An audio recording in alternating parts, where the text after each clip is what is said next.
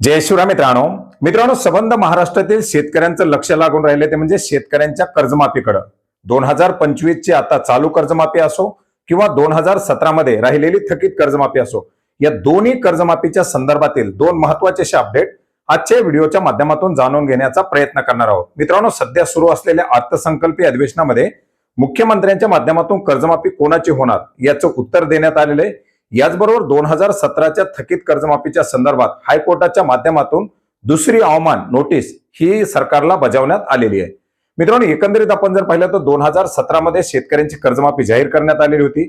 ही कर्जमाफीची प्रक्रिया पूर्ण होण्यापूर्वीच 2019 मध्ये दुसरी कर्जमाफी आणण्यात आली आणि पर्यायाने 6 ते 6.5 लाख शेतकरी या कर्जमाफीपासून वंचित राहिले। साधारणपणे 5,800 ते 5,900 कोटी रुपयाची ही कर्जमाफी बाकी आहे।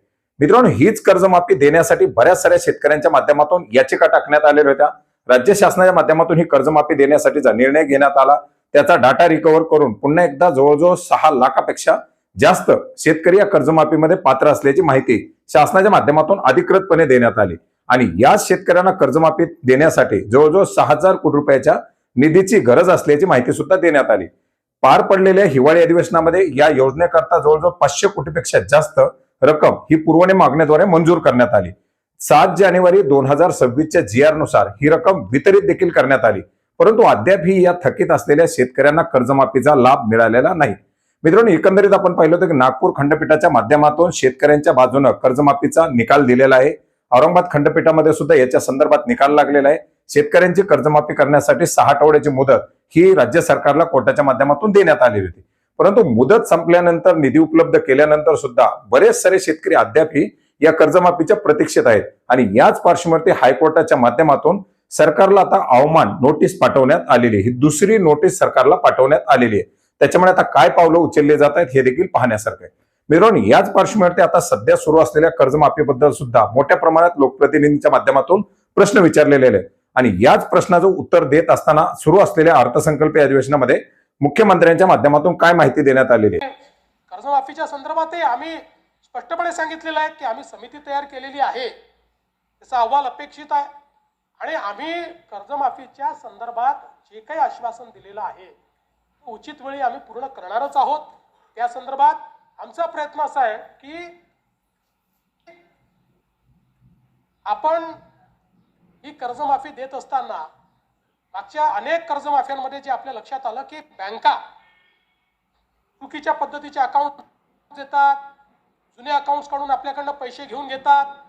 आता आपण ॲग्रीस्टॅक म्हणजे 100% शेतकऱ्यांचं आपण त्या ठिकाणी नोंदणी, त्यांच्या जमिनीची नोंदणी, त्यांच्या सातबाराचा सगळा अहवाल अशा पद्धतीनं आपण एक शेतीचा डिजिटल रेकॉर्ड तयार केलेला आहे। आता हा शेतीचा डिजिटल रेकॉर्ड आधार आणि आधार आपल्याला माहिती आहे की कर्जाचं अकाउंट आधार सीडेड आहे, अशा सगळ्या गोष्टी एकत्रित घेऊन आपल्याला या सगळ्याचा विचार करावा लागेल, जेणेकरून जो खरा गरजू आहे त्याला त्या ठिकाणी कर्जमाफी मिळाली पाहिजे। अशा प्रकारची माहिती देण्यात आलेली, ज्याच्यामध्ये ॲग्रीस्टॅकच्या डाटाच्या आधारे, आधारच्या डाटाच्या आधारेच ही कर्जमाफी केली जाणार असल्याची माहिती देण्यात आलेली आहे।